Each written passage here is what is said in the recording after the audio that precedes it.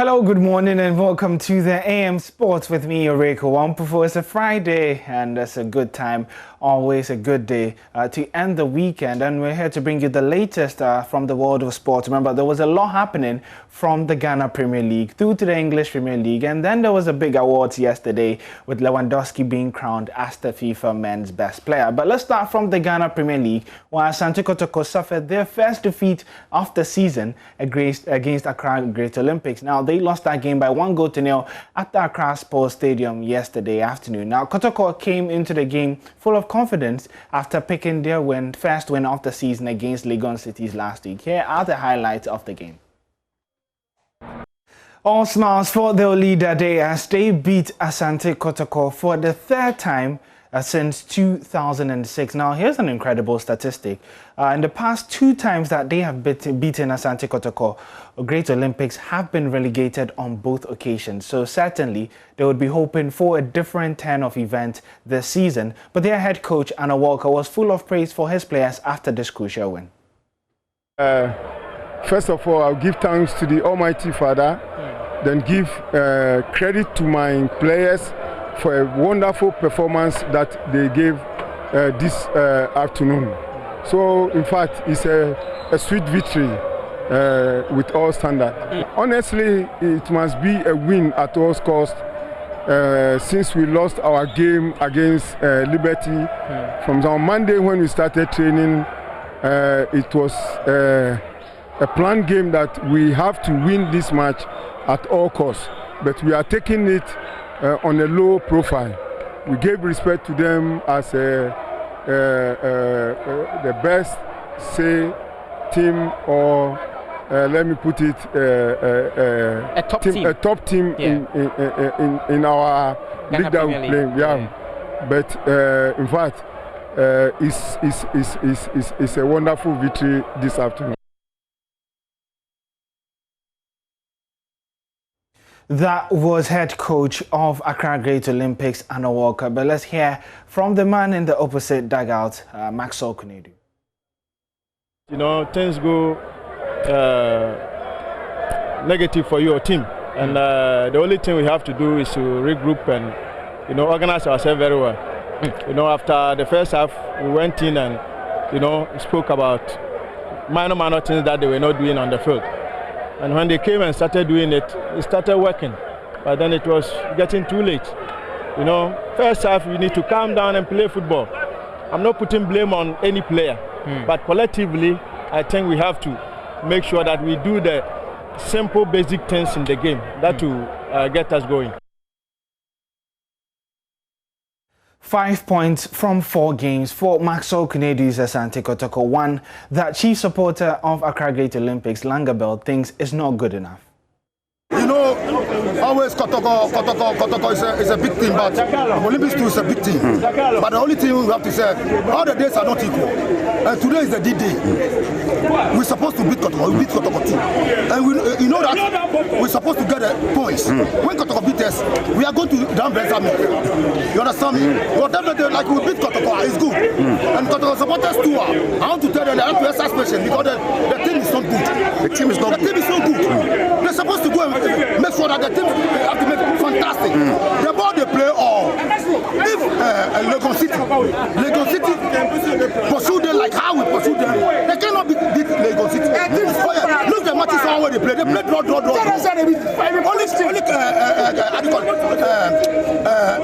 Legon City they score. Accra Great Olympics, we score them like our striker day is we are going to score them 3. But our striker day is so record. Leave it. You understand me? For the first half, we're supposed to score Kotoko more than 2-3. But then at long last, the battle is over. Yes. Say something about Glasson Awako, your captain. Glasson Awako is fundamental styling. The man is moving through the pitch. Right now, the only thing I want to tell you, if you jealous Glasson Awako, I go pay you. If you jealous, go quench. Observers I want to believe it shall enjoy. Glasson Awako is the king. And our coach too, congratulations to the coach.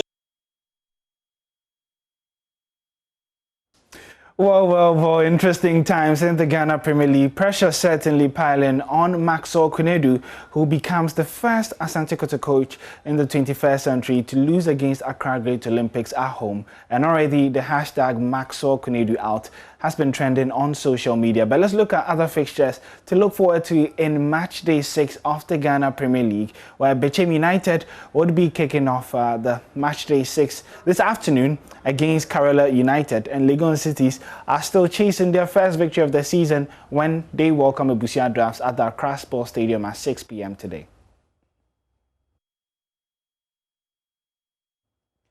And then on Saturday, Accra Heart of Oak will look to return to winning ways when they travel to play King Faisal.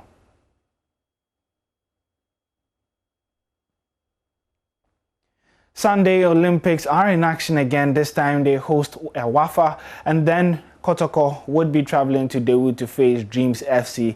Mediama play Liberty Professionals, Elmina Sharks host Inter Allies, and then 11 Wonders would be playing against high-flying Ashanti Gold, who are the top scorers this season.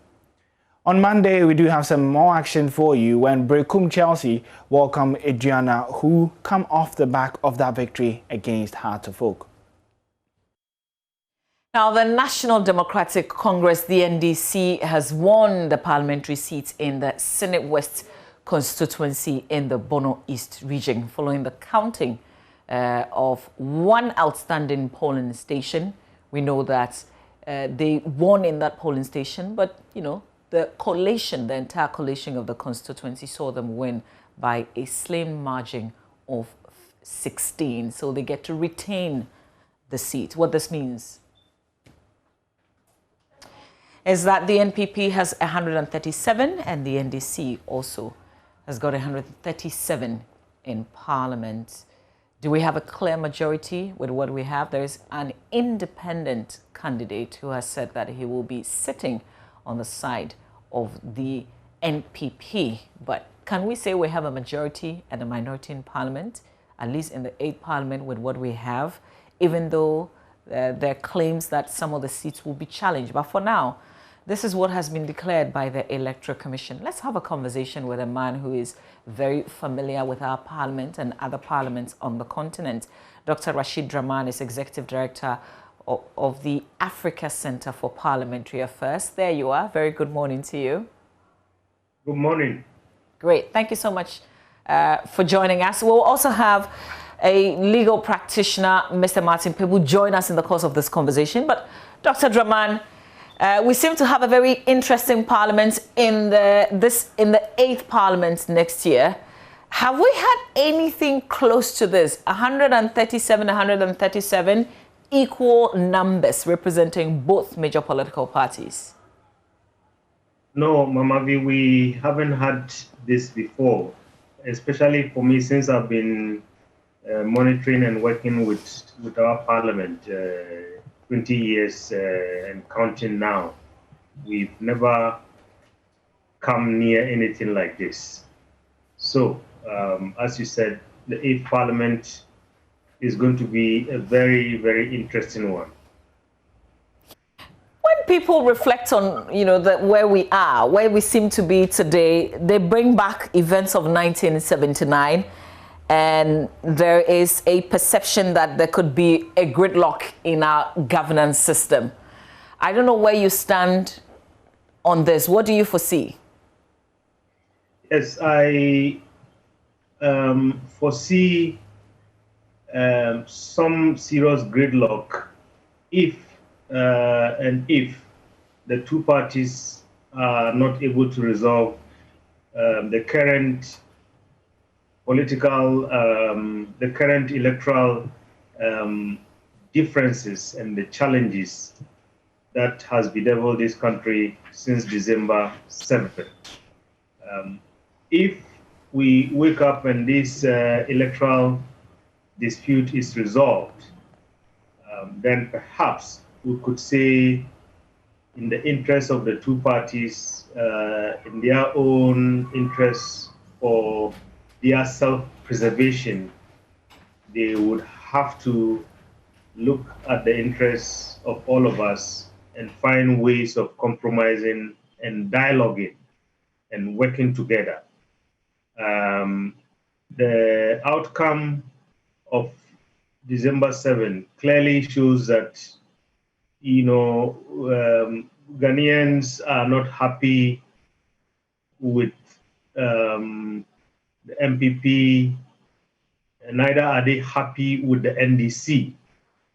So what this suggests is that Ghanaians want to see the two parties working together in our interests.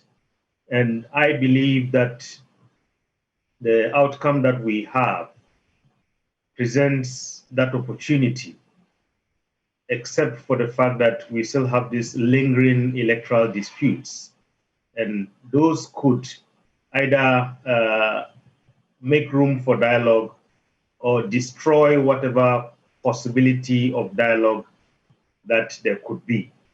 Because if we continue in this state, in a situation where still the NDC does not recognize the outcome of the election, particularly at the presidential level, I mean, this spills over to Parliament, and it presupposes that we are going to have the NDC side, by extension, perhaps not recognizing the MPP, particularly the legislative agenda, which most of the time comes from the executive. So we are in for some interesting times. So this hanged parliament that we have, is there any on the continent that you've seen? Yes. The one that is interesting and that comes close, perhaps, is what we are currently experiencing in the Gambia. But I mean, the Gambia is completely different. There was a coalition that was put together to get rid of Yahya Jammeh. And then halfway through, the coalition fell apart. And then all the parties that came together went on their own. And the president set up his own party and won, I think, 1 or 2 seats in by-elections. So you have a president that sits in the State House in Banjul, and then he has only 2 seats in Parliament. But like I said, that was a coalition and so on, and we remember the history. They had to come together to get rid of Yahya Jammeh and so on and so forth. Other than that, I think I haven't seen anything close to this, except also maybe in Kenya many years ago when they had a serious electoral dispute that led to some conflicts, and then they had to find ways, the two sides, to work together. But a real hung parliament where seats are divided right in the middle, I have never seen anything like this before. So what would we be referring to both parties then? Because we can't, in the 8th Parliament, if it stays the same, if it stays this way, we can't say majority leader, minority leader, correct? Yes, I think it's going to be very difficult, unless maybe there are some clauses in the Constitution, and I'm not a lawyer, so I might not be able to speak to that. Maybe the lawyer that you have joining us shortly might be able to speak to that. It's going to be very interesting. I don't know who to call majority leader, and I don't know who to call minority leader if the seats remain this way. I mean, except to say that, you know, if it is true that the kingmaker, if I could call him that way, the former MP, if it is true that he is going to be joining and voting with the MPP, then at least they have a 1-seat majority when it comes to voting, but not when it comes to seats. Because once he says that he's MPP, then that same kind of situation that befell him before we went to vote, that is when he was expelled from Parliament. I think that article will be triggered again, and then he will lose his seat. So for now, he would, I mean, based on what we have read in the media, he says he'll be voting sitting with the MPP. So in that case, they have a one-person majority. I don't know what that means constitutionally. I don't know what that means based on the law. So how about how Parliament itself refers to the House, majority, minority? Wouldn't there be some kind of conflict? I don't understand your question. So, you know, in parliaments, per their own standing orders, there's a minority side and there is a majority side. Majority. There wasn't room for what we are experiencing today. Yes, yes, indeed.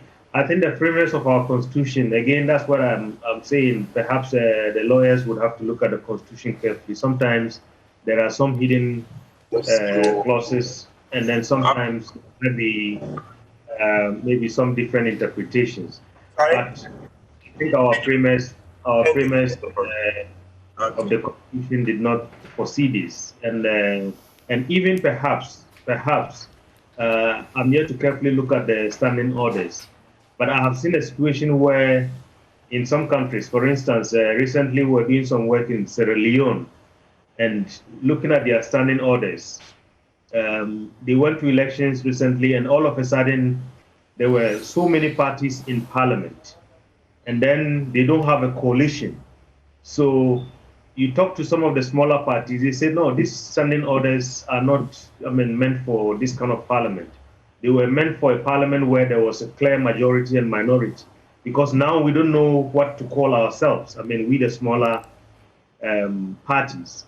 And I think if you look at our situation right now, we might be facing the same thing. When you look at the constitution, as well as when you look at the standing orders, the Bible of our parliament. But for me, Mama V, I think what is interesting is how maybe who leads parliament as speaker, and who share various committees of parliament. That is what I think is going to be very interesting. Yeah, what is also, I guess, for those of us who are watching, we're kind of curious. So who nominates, will the two sides nominate a speaker or somebody to be speaker for the entire House to vote for them to decide which one will become speaker? Yes, Article 95 of the Constitution says, a speaker will be selected from amongst people who are qualified to be members of parliament. And I think the Constitution is clear about who is qualified to be a member of parliament. And so over the years, what we have seen is that on the eve, the midnight of January 6th, leading to January 7th, every 4 years, we've seen situations where, the majority, the group that has a majority in parliament will propose a candidate. And then, if you like, for the, I don't know, I'm just trying to find a word. The other side, the minority side, would also propose a candidate, but I think that is just symbolical, because at the end of the day, when the votes are counted, usually, it's a given that the majority side will be the one that will get the chance to elect or to select the speaker.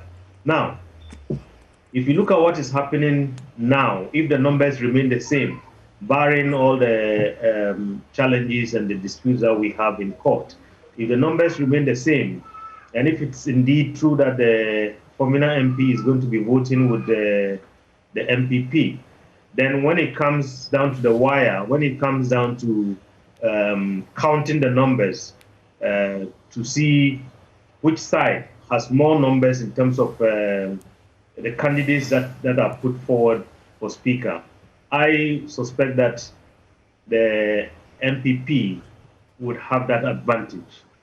Now, what might happen? What might happen is that perhaps maybe this will be the beginning of the dialogue and the compromise that our president spoke about when he delivered his victory speech.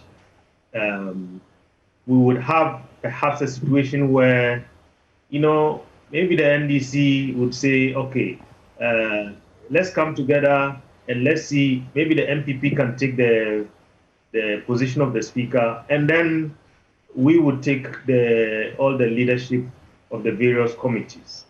I mean, I'm just speculating, Mama V, that this will be perhaps the beginning of the dialogue and compromise that we are likely to see in the sixth parliament. I mean, in the eighth parliament, except if, and I don't know whether this is possible, Mama V, that we can resolve all these electoral disputes, particularly the seats that are currently in contention, before the night of January 6th. Okay. I suspect that is not possible because the wheels of justice in this country sometimes grind very, very slowly. That sounds, listening to you, sounds a bit complicated, but we have our lawyer joining us, Mr. Martin Peeble, also joins us on this conversation. A very good morning to you, Mr. Peeble. Thank you so much for your time. Good morning, Mama V. Great. Morning. So yesterday you were also trying to figure out a few things. What have you found now? Is there room in our constitution, in our laws, for what we're witnessing today with 137 NPP, 137 NDC in Parliament? Yes, largely so. To the extent that the MP for Fomina is already shown his hands, it appears that even though on paper we may appear to have our own version of a hung parliament, and we'll come to the meaning of a hung parliament in this context, because this kind of situation in Ghana is not the same as what the UK people call the hung parliament. Okay, yeah, but so let's concentrate on ours now. So though both parties have 137 each, to the extent that Honorable Isiama is indicated that he will largely go with the MPP, it means that it's basically academic. When it comes to the vote, he will vote with the NPP and they are going to take the speaker position. Okay? Yes, if his past statements are anything to go by. Because, Mama V, in the standing orders of Parliament, you're looking at from Order 8 onwards, the vote on the speaker is by simple majority. So if Honorable Isiama goes with MPP and they get 138 votes, they take the position of speaker. No qualms about that. They say, okay. Yes. Then let's make this, let's educate viewers on the issue of the hung parliament. It's important. Now, the classical definition of a hung parliament is not what we have in Ghana. You see, the hung parliament in the UK, the Westminster system, arises when the majority in parliament, they have the right to nominate a prime minister, have the prime minister position. But ours, we have a mix, a hybrid system. We're operating the Westminster and the presidential system. So you know that we vote for our president separately. We don't have a prime minister.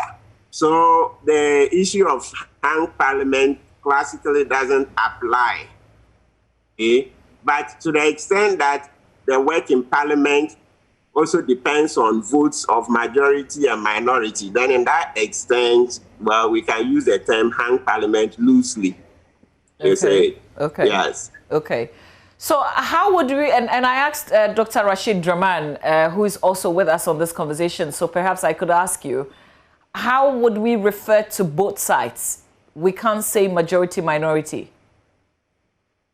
Yes, the issue is. So I'll go with him that as he's drawing on experience from other countries, that perhaps to that extent, we should be looking at amending the standing orders to create for such a situation.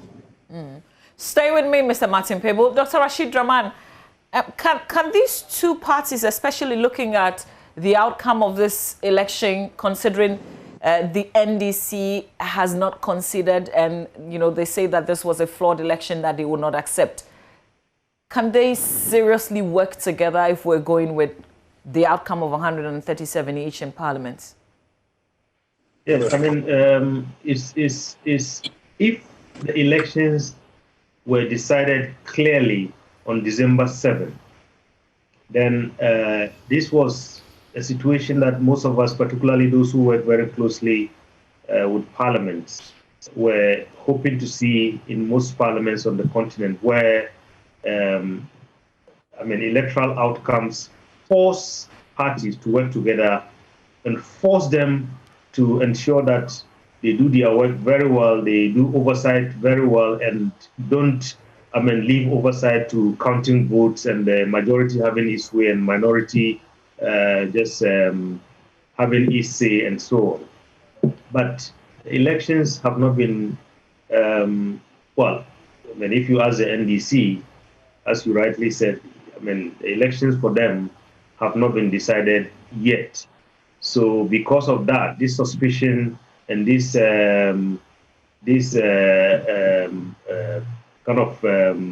position that they hold right now would find its way to Parliament. And in that case, I foresee a lot of difficulties in terms of they coming together and working together. But like I was saying earlier, our president said, look, what Ghanaians did on December 7 just simply says that this is the time for us to work together, this is the time for dialogue and so on. So I would say the dialogue and the working together starts right now. Countries have faced difficulties that are, I think, worse than what we are facing now. And I think they found ways, there are so many examples on the continent. They found ways of settling those differences. We saw in Kenya one time when Uhuru Kenyatta and what do you call him, the opposition leader, were forced to work together and share power.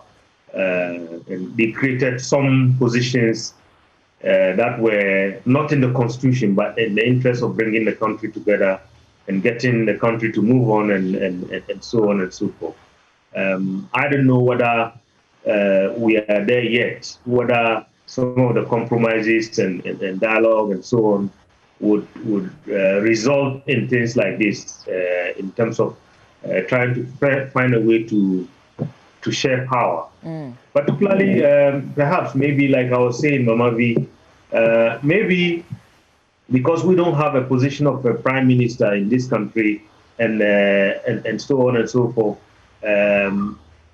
the sharing of power perhaps could be in Parliament, where, as I said earlier, we could, have the MPP take the speakership, and then maybe the rest of the positions are held by the NDC. So that way, there is good faith, and then you could find them coming together to work together. Okay. In our. Okay, Mr. Martin Pebo, what do you make of this sharing of power idea in Parliament?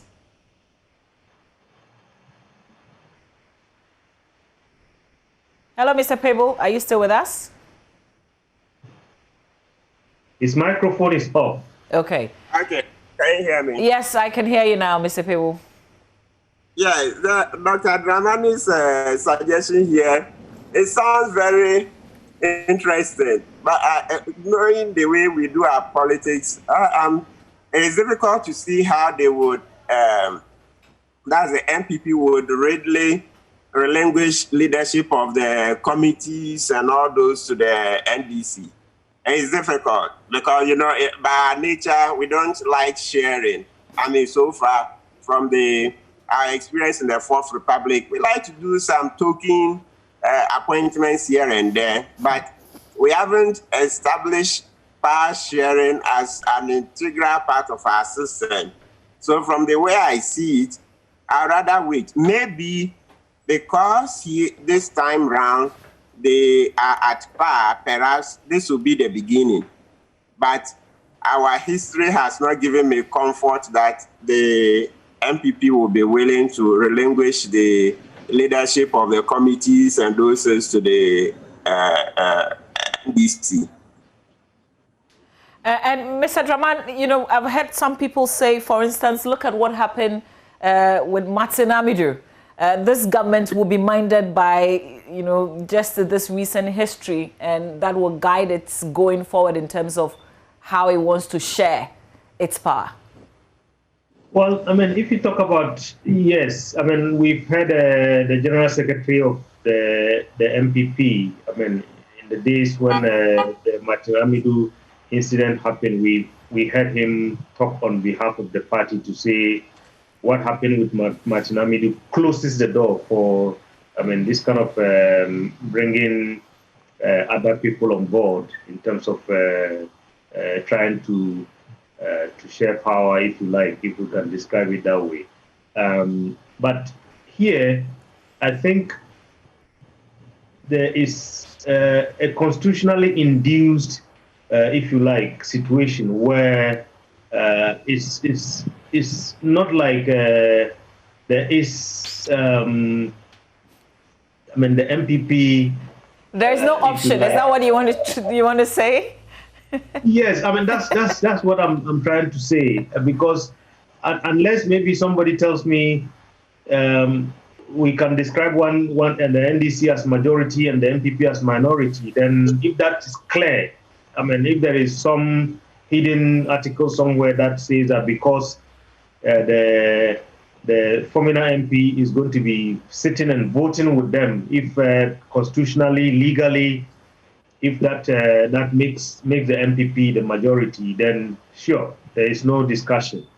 Other than that, I think they are going to be forced to try and find a way, one way or the other, to share power. I mean, even if we don't have a history of sharing power, as Mr. Pebu has said, in this country.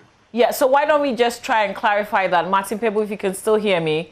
The fact that the Formina MP elect now has decided to vote and sit with the NPP in Parliament, it doesn't give them 138 in terms of numbers to form a majority in Parliament, does it? Yeah, you see, for when it comes to the business, you know, a lot of the business is when they take the vote is by majority.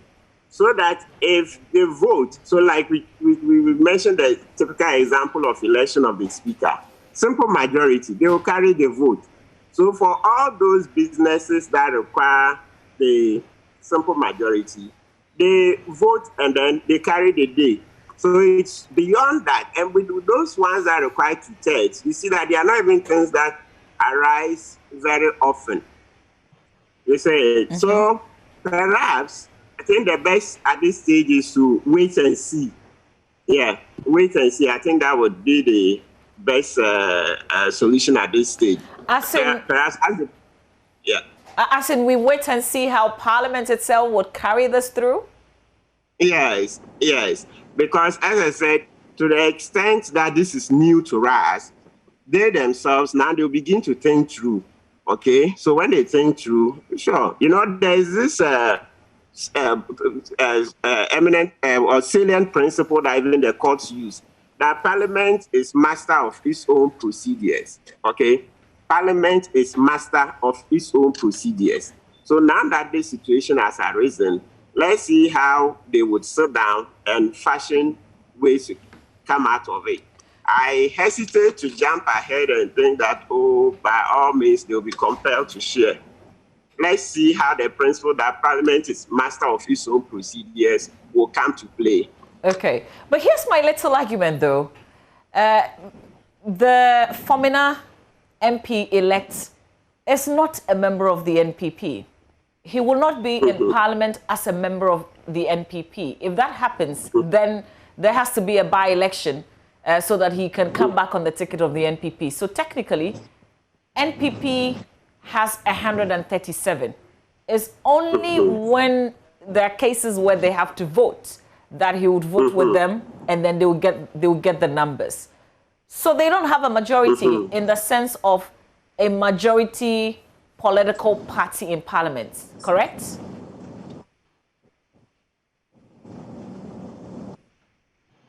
Mr. Pebble? Okay, I think we just lost the connection to him. But Dr. Rashid Rahman, what do you make of, the last comments by Mr. Pebble that Parliament is a master of its own laws and rules, so they can fix this? Yes, indeed. I mean, it is a master of its own rules. But you see, right now, we have a situation on our hands. And what we want as a country is how to come out of this situation, not how to dig in and create further conflict and further confusion. So if even when they are going to alter their rules and try to find a workable solution, I would suspect that in the interest of the situation that we have on our hands, they would find a way to ensure that there is some kind of sharing, some kind of compromise, some give and take between the two parties. Because like you said, I mean, legally speaking, if we look at the numbers, I mean, the two parties are at par. I mean, they are at par, and that's how we can describe it right now. And if they have to look at their own rules and have to try and find a way to work together, I guess it just simply means that one party will take something and the other party will take something. But not, finding, master of their own rules in this case, if it produces an outcome where everything is taken by one side, then I think it further deepens the challenges that we have, and then it's going to make even the 8th Parliament more complicated. So, Dr. Draman, would the 7th Parliament make decisions and try and resolve the issues for the 8th Parliament? Is that allowed? No. I think, to the extent that I know, that is not allowed. The 7th Parliament cannot make decisions, unless maybe we want to, they want to quickly change the constitution and come up with some law that would guide future parliaments. But to say we are deciding this and this is how the 8th Parliament is going to look like, that again, I don't think that's possible. I mean, unless maybe the lawyers think that there is some room for that. But what would be your recommendation? I mean, if you were to give an advice, you foresee what is likely to happen in the 8th Parliament. This is an existing parliament. Would you advise that they alter certain things so that things can be much easier in the next parliament? I think my advice simply is going to be that, there has to be a lot of pragmatism from both sides, Mama V, and that, look, NDC, let the MPP take the speakership position. That's a big prize, if you like. Let us have perhaps maybe the junior prize in terms of leading the committees, or maybe leading some committees in Parliament. Okay. And perhaps. So what happens to the first deputy speaker position? Sorry? What happens to the first deputy speaker position? Well, traditionally we have two deputy speakers. So the first deputy speaker normally is taken by the party that also holds the speakership. And then the second deputy speaker is taken by the other party because they cannot both belong to the same party. So I guess, again, in the interest of the dialogue and compromise that we are talking about,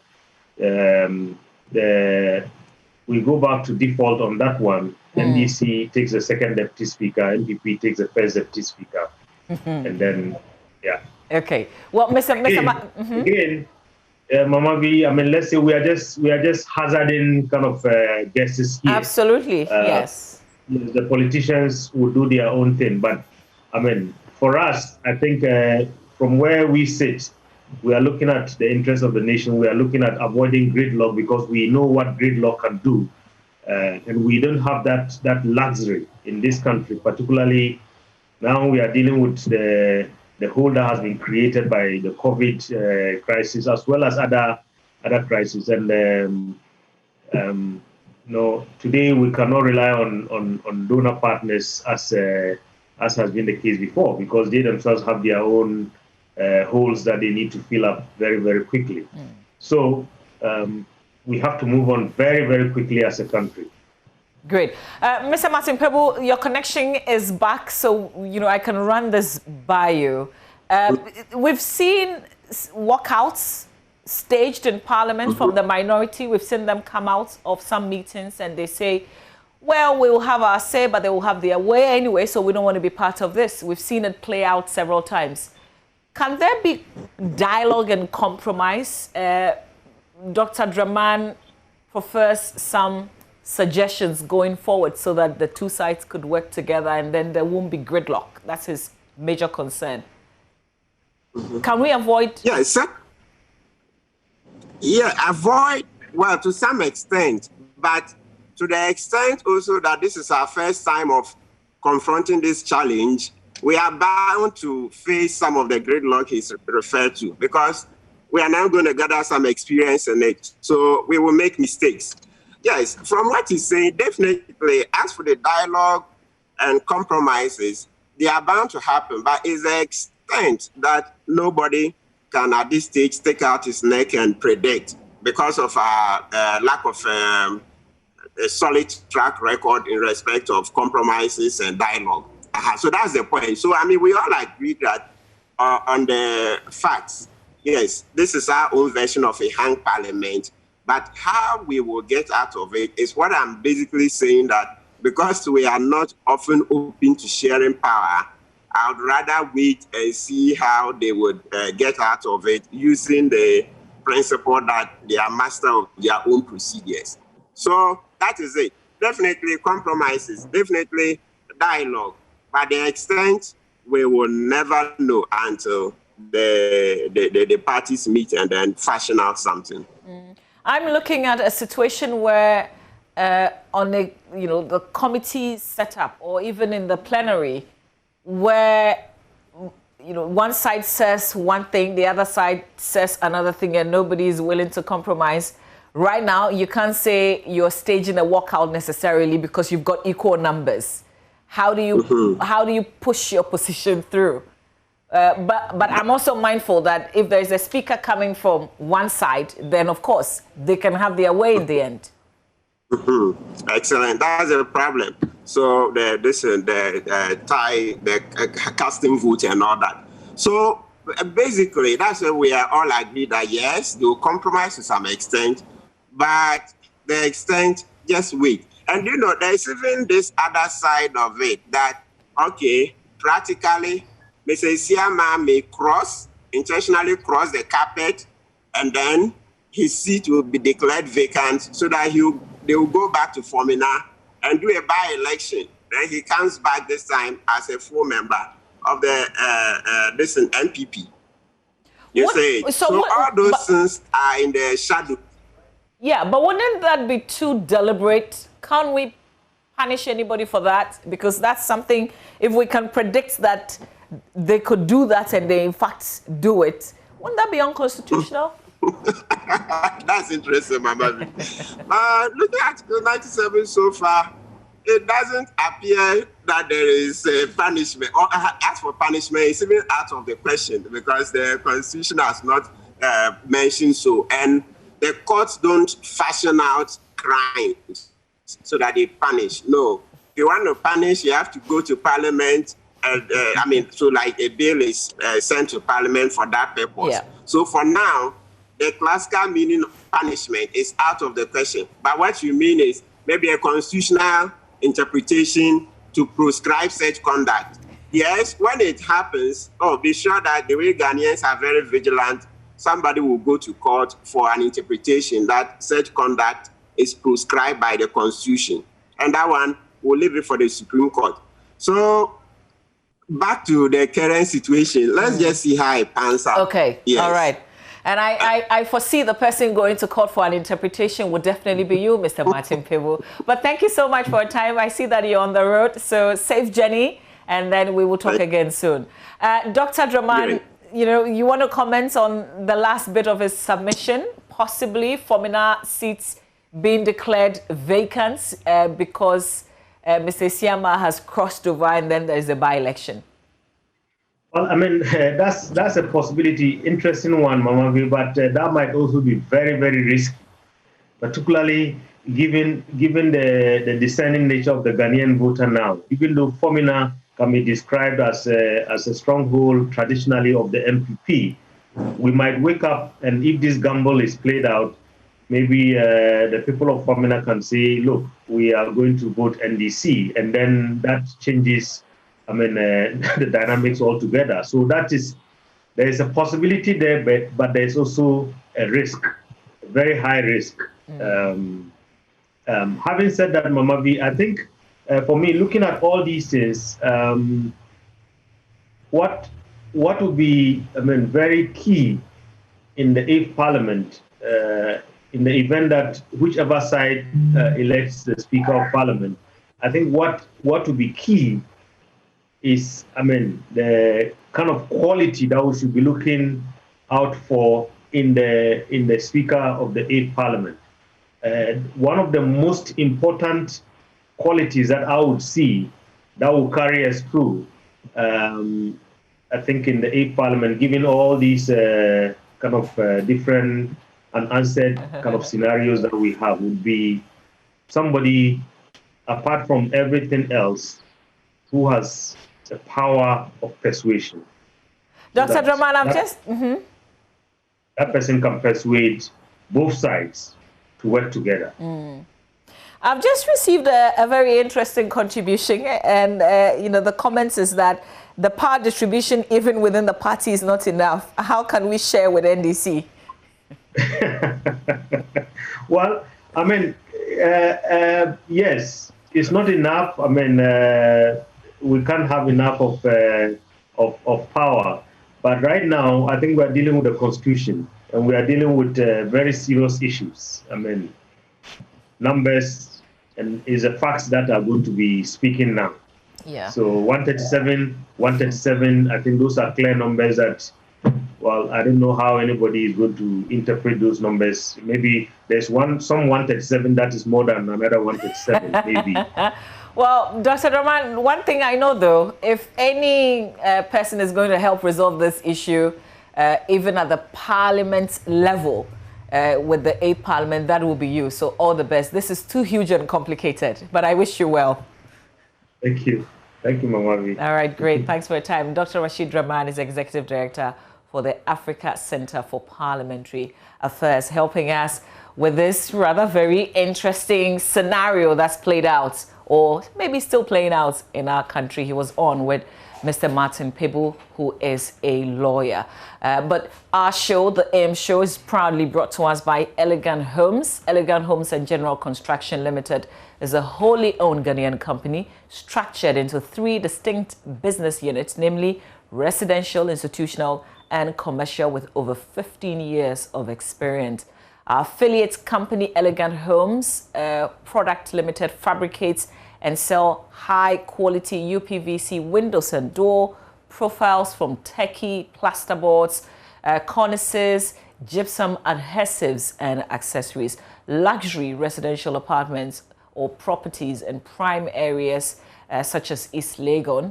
You can also, or they can also help you construct properties in any parts of our country. Elegant Homes is now selling 3, 4, 5-bedroom executive detached houses at its gated community, which is called Elegant Courts at Katamanso off the Adenta Dodowa Road in Accra. The project has amenities such as solar street lights, underground sewer system, 24-hour security. They've got tarred roads, constant flow of water, estate management services, and a recreational area as well. We're talking about tennis court, playground, swimming pool, mini shops. So all of it in one location. Clients have the option to choose from a wide range of architectural designs, and they can have it modified for them. Or you can request for a tailor-made service where they can build to suit your individual tastes. The homes are built to the highest standards, and they also can assure you that the finest of materials are used so that the outcome is one of excellence, luxury, beauty, and value for your money. So why don't you look for them?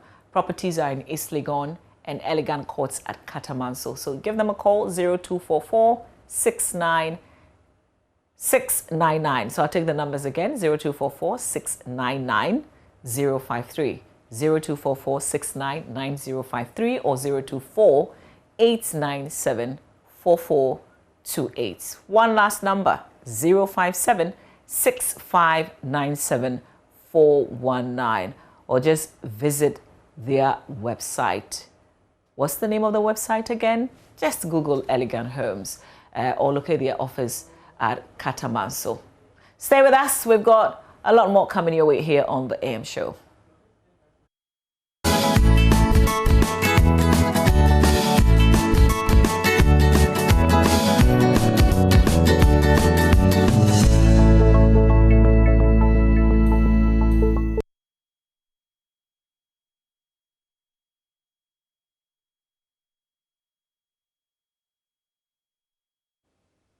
Welcome back. Now, it's that portion of the show where we take you into the august House of Parliament and let you know what exactly has been transpiring this week. Now, from the minority side donning black through to the conversation on that controversial public universities bill, and then the passage of the Creative Arts and anti-money laundering laws. Parliament has been very busy this week. Today, we'll discuss all these issues with our parliamentary correspondent, Joseph Opoku Gakpo. Joseph, if you can hear me now, a very good morning to you. Thank you for joining us.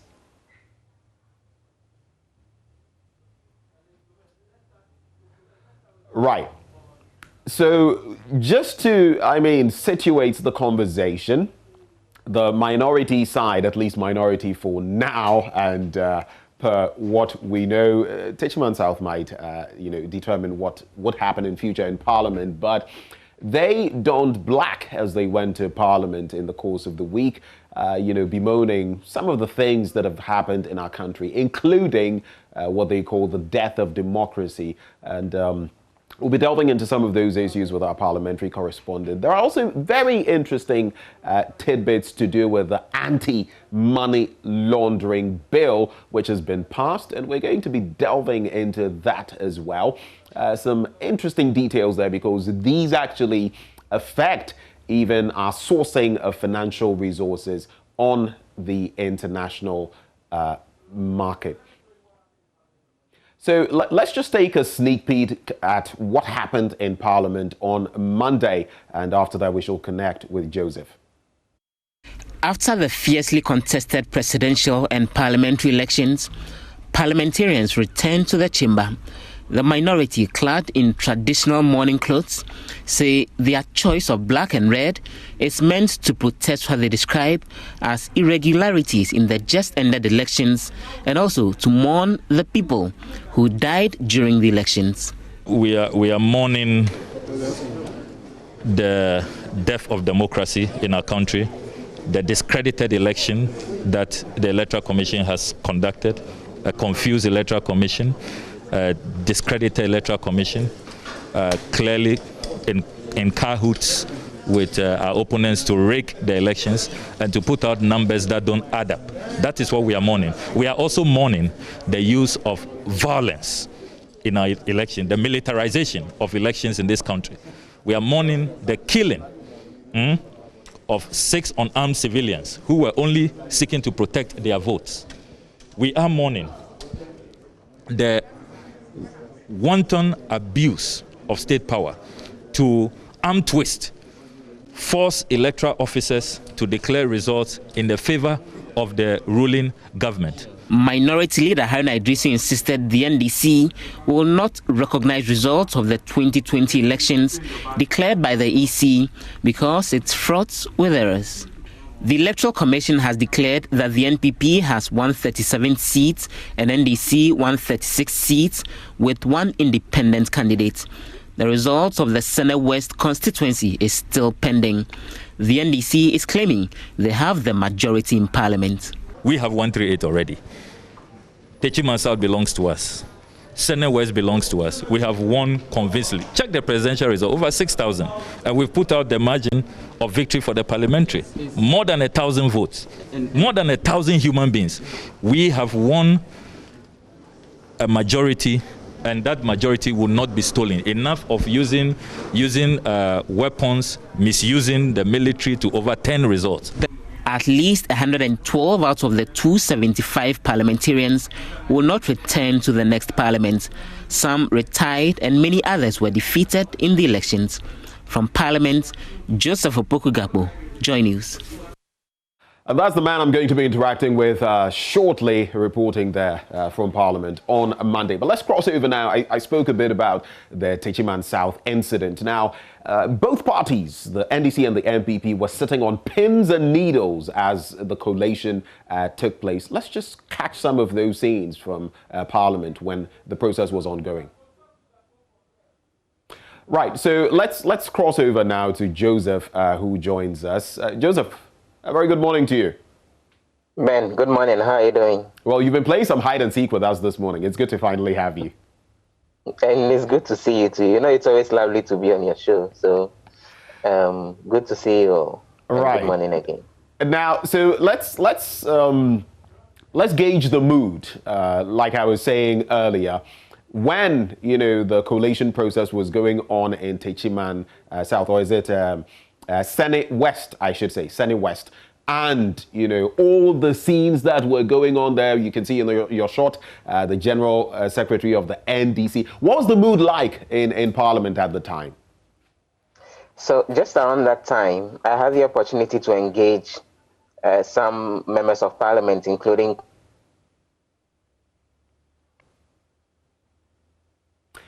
a bit of a problem there with the feed, and that is technology for you, just when it was getting very interesting. But Joseph will try to reconnect with him as and when the feed is better for him to, tell us what exactly the mood was like. But let's pick some reactions on the back of the declaration of the Senate West seat for the NDC. Well, I think a little justice has been done in that part of the country. We believe when you go to Techiman and others, it should have been a foregone conclusion that the NDC has got majority in Parliament.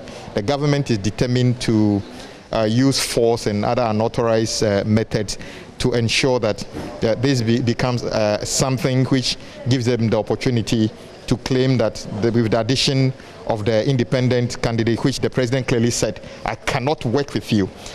The president openly said, I cannot work with you. Since when did the president change his mind to say he can work with him? So we believe we've got a majority if they declare Techiman and others. So for you, there's a sign of more seats that are likely to go to you, the NDC. The difference is that this seat was actually never declared.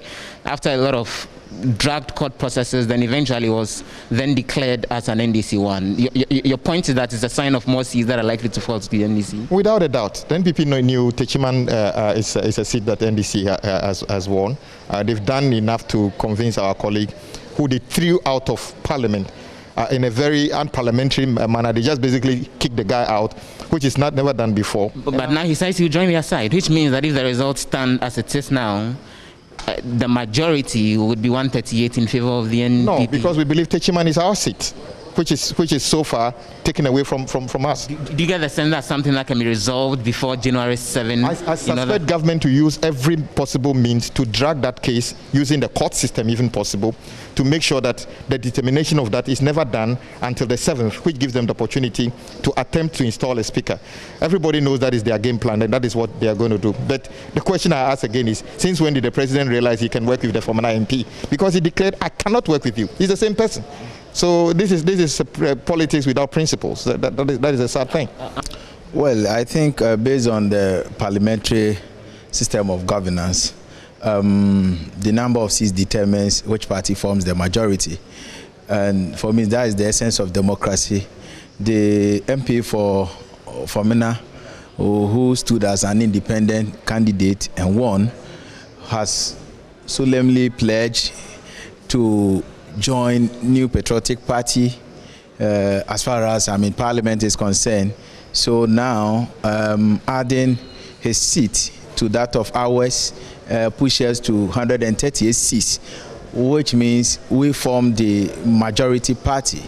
And for me, I'm happy because we are going to determine the leadership of the House and also to get selected chairman for the respective committees. Your colleague thinks you lost the majority going into the next parliament and that you're using the security operatives, you're using machinations, you call it. You're trying to use the security agencies to grab some of the seats, including the Senate one, which he admits that now the NDC is actually holding. And he makes the point that it's a sign of other things to come and that it's likely other seats like Techiman South will fall to the NDC as well.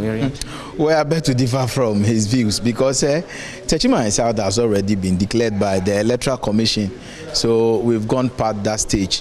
What we're anticipating is to get the swearing in of the president-elect and also get members being sworn into office on the 7th of January.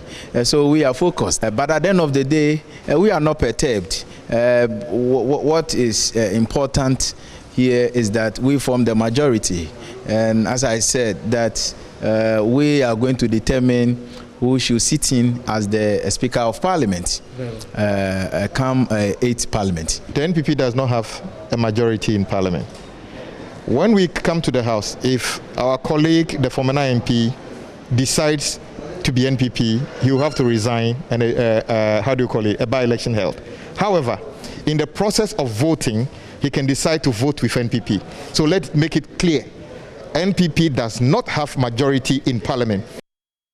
Okay, so the offering of some clarity there, reactions from some members of Parliament. Joseph Opoku-Gakpo, our parliamentary correspondent, is still live with us. So, Joseph, I was asking you, now these are reactions we've got from after the declaration, but what was the mood like in Parliament as, the collation was actually happening in Senate West?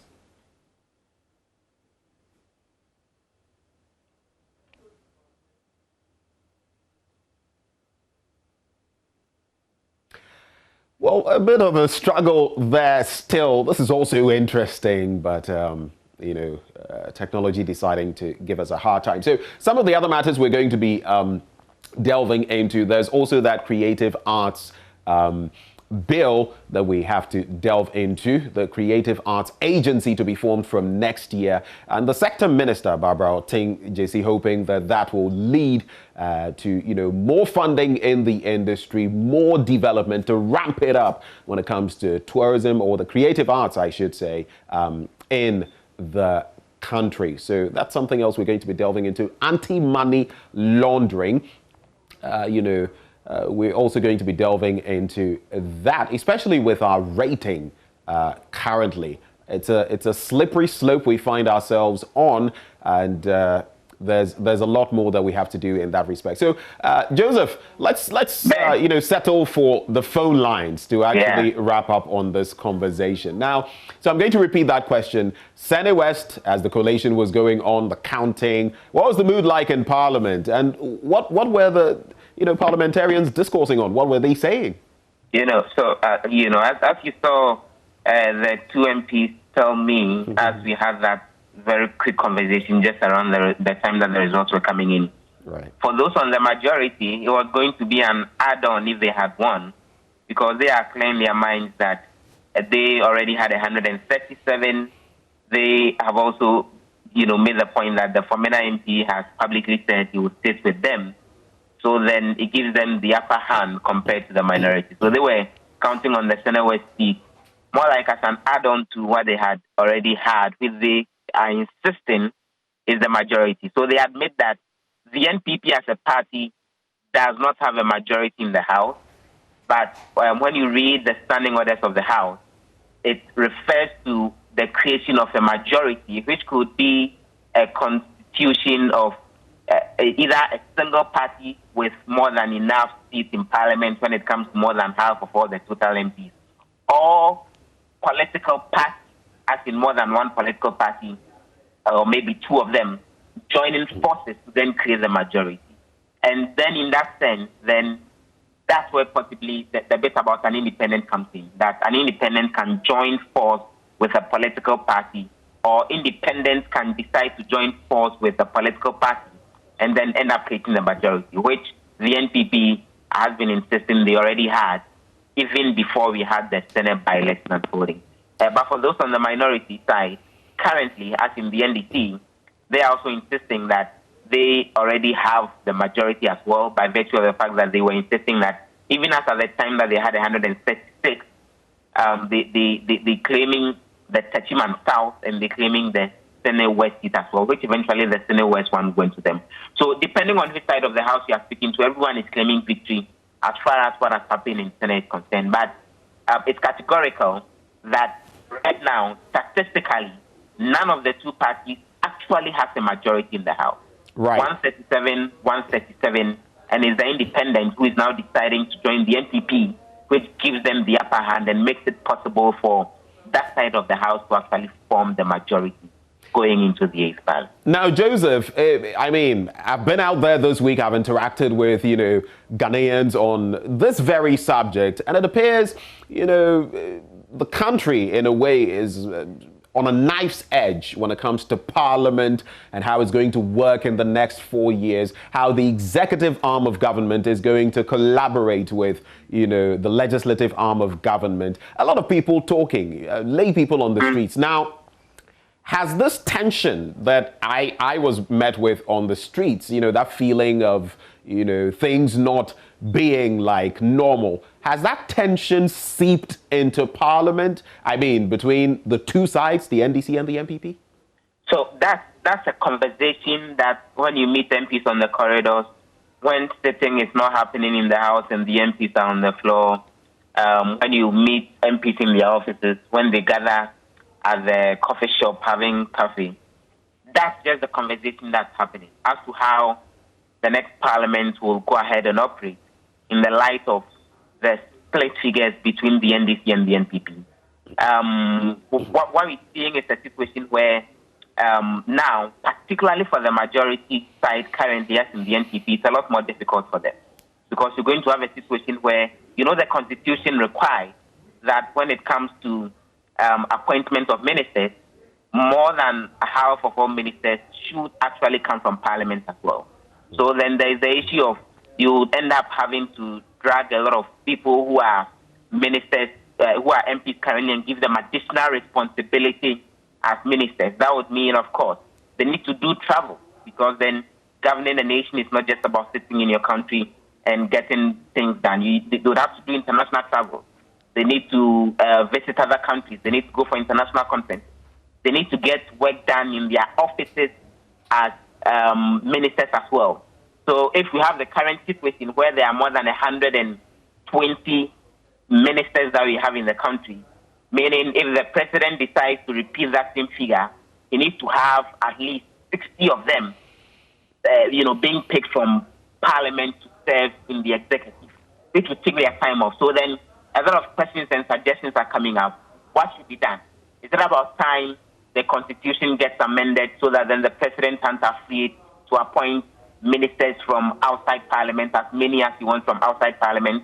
And by the way, that's an entrenched clause in the Constitution. So it has to go through a process in Parliament where more than 2/3 of MPs will approve and eventually go for a referendum before the president will be able to do that. Is it about time that Parliament looked again at its sitting so that then a window can be created like it happens in the UK, for example, where there can be the assumption that ministers work in the morning and Parliament can begin sitting from, let's say, 2 o'clock in the afternoon or 3 o'clock in the afternoon, which would also require an alteration of the standing orders in Parliament.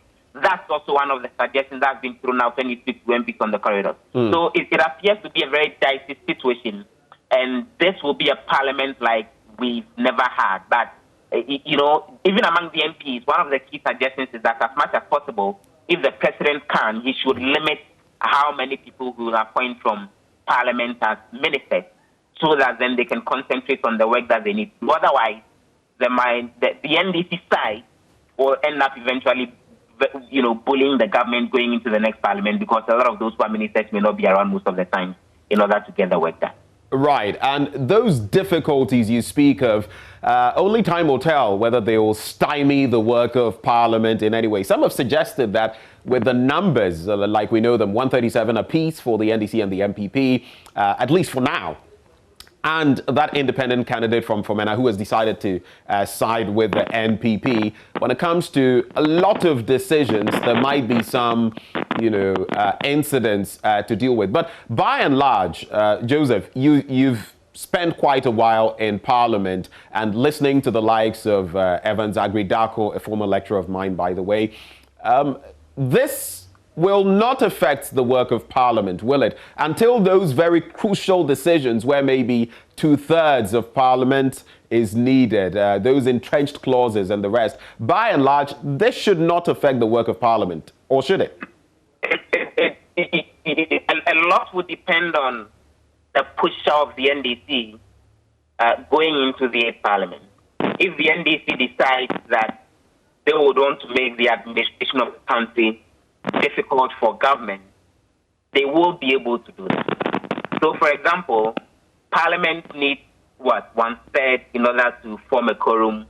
A lot of the decisions that get taken in the House, although you need 1/3 of MPs in order to form a quorum, it says there should be at least 2/3 of all MPs on the floor at the time that the decision is being taken. And then it then goes on to say, when there are at least 2/3, when some of those major decisions are being taken, then it says a simple majority is what is required in order for the decisions to be taken. So the NDC side, for example, can impede decisions taken in the House, sometimes by just boycotting sitting and not showing up, so that then you don't have more than the 2/3 in order for the decision to be taken. Although if they are present, then the decision when taken will just require a simple majority. But that point is actually accurate, that most of the time, more than 90% of the time, decisions in the House actually get taken based on consensus. It's when it comes to the controversial issues that it goes to the point that the minority disagrees, and then there is a division, and then there is head count. But just assume that the NDC decides that they would want to make administration difficult for this government. And so every single decision that needs to be taken, although they have 137, the other side has 137, the independent MP chooses to sit with them, they would want to take every decision through a vote count, which would mean that even very simple decisions like procedural motions about whether a motion should be admitted, breaks need to be pulled for the head count to be done, for a voting process to be done, which may end up taking like 3 or 4 hours in order to be done. So okay. In a day, for example, the House could take specific decisions on like 15, 20 issues, okay, including procedural motions and all. If the NDC decides that they would want all of that to go through a vote, virtually everything would come to a halt to a certain extent in Parliament. So yes, I think a lot of that would depend on the posture of the NDC. And the posture of the NDC will largely be influenced by the decision that the NPP side will take in terms of their willingness to consult them and get into consensus with them on key things, like electing who the next speaker will be. Right. The NPP, with their independence, can decide to use their numbers to then get through who the next speaker will be. Okay. But if it's without the adequate consultation of the minority, they may get upset and decide to make administration difficult for the NPP going forward, which will then be very difficult. The other thing, just to chip this in very quickly. Okay, so let's wrap up on that final point you're making. Sure. There's an effort ongoing to review the standing orders of Parliament. And that would also play very much into how the next administration will look like. Because the new standing orders virtually simplifies a lot of things and give a lot of power to whoever controls the executive arm of government, and not exactly based on the numbers in Parliament. If that standing orders get approved in the next few days before the Parliament kicks in, the administration may be a lot more easier for the NPP.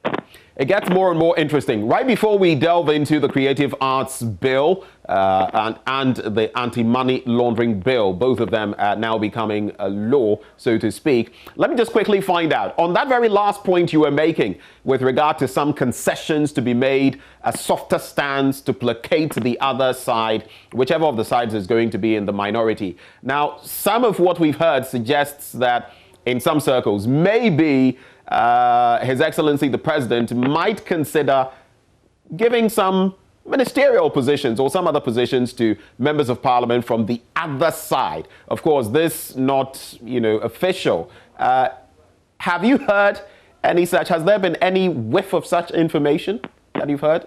It's one of the points that, for example, have come up in my private conversations with folks on the NDC side, some of them, and there's an outright suggestion of it that at least as far as the MPs that I've had the opportunity to interact with and ask questions about whether if the president decides to offer ministerial positions to NDC MPs, will they be willing to form a unity government of a sort?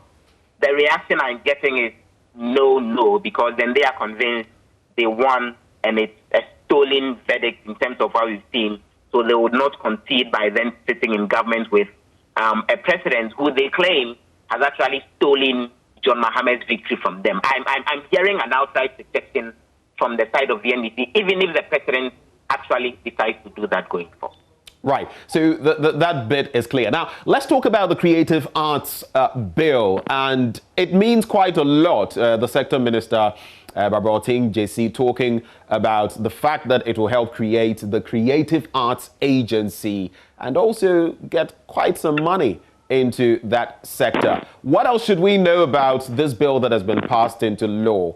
What are going to be the benefits, so to speak, Joseph?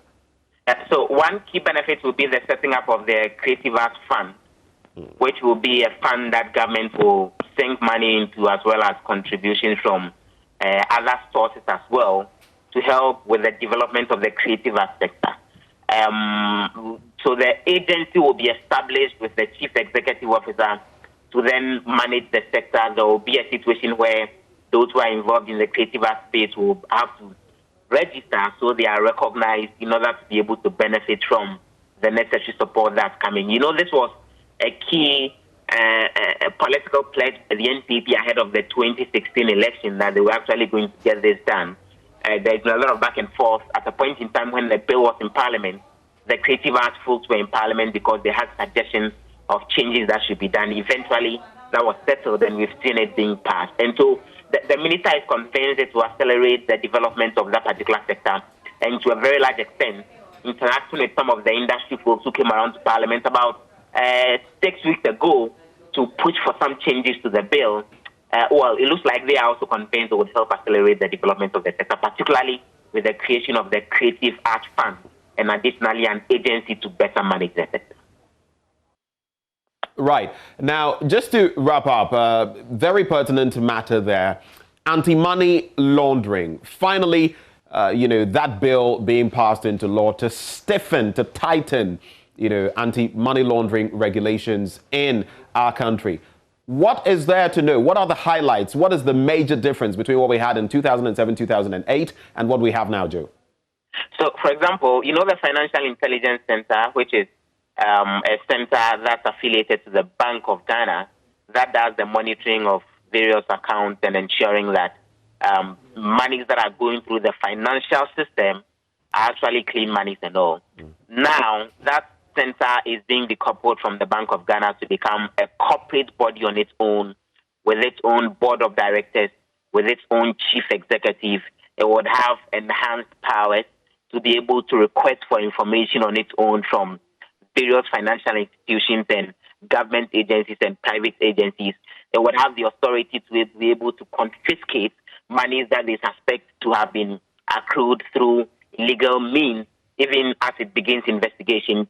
And essentially, this new bill strengthens the Financial Intelligence Center as an independent body to be able to better monitor the sector. That is one key thing.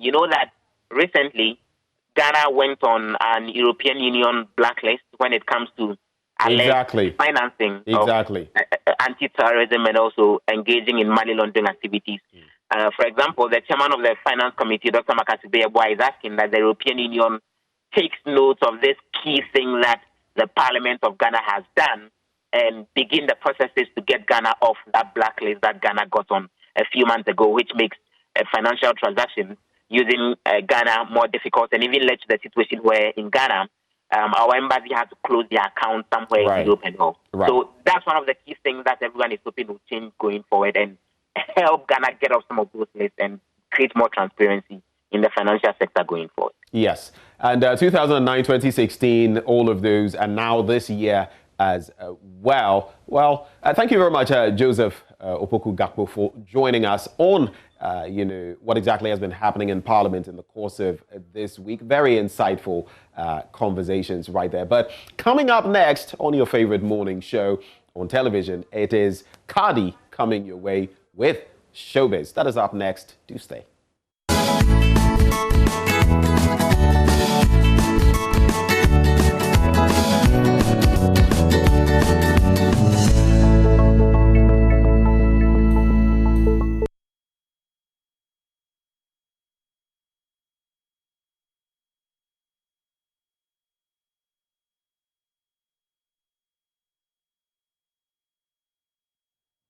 It's Friday and you're welcome to the Showbiz segment right here on the AM Show. My name is Kadi. Now there's good news for arts creatives. Now the Creative Arts Industry Bill has been passed into law.